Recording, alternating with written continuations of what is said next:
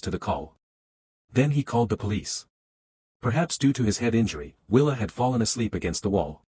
Meanwhile, the killer had already taken a bus back to town.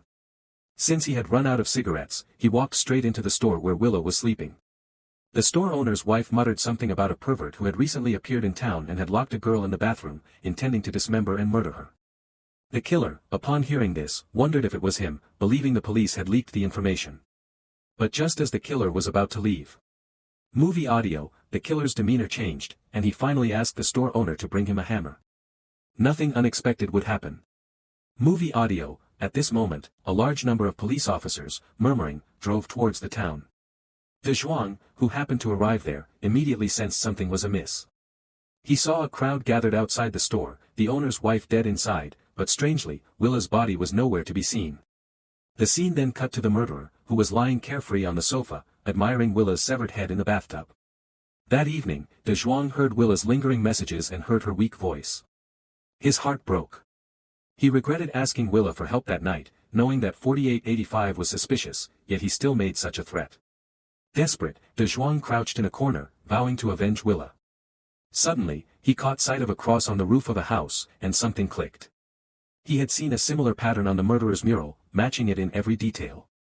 He immediately sought out the pastor in the classroom and asked him who had carved the statue outside.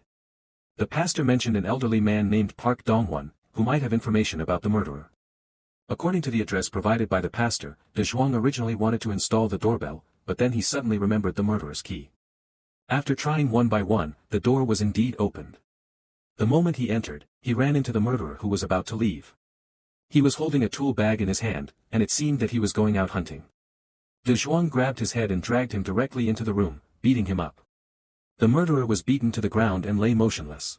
De Zhuang fought him to the death. De Zhuang saw the head in the bathtub. De Zhuang gradually lost the upper hand and was hit on the head by the murderer just as he was about to kill the murderer. He was ambushed by the murderer. Fortunately, he found a hammer in time, and with 2 hits, the murderer lay motionless on the ground.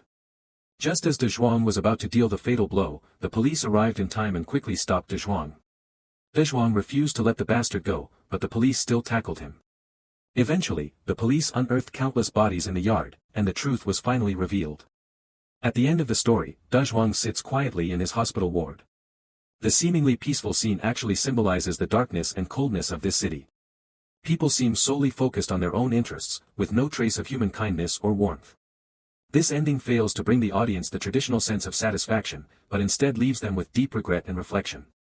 The film's unsparing critique of social reality portrays the police as mediocre and incompetent. Faced with such a brazen murderer, they are acquitted due to insufficient evidence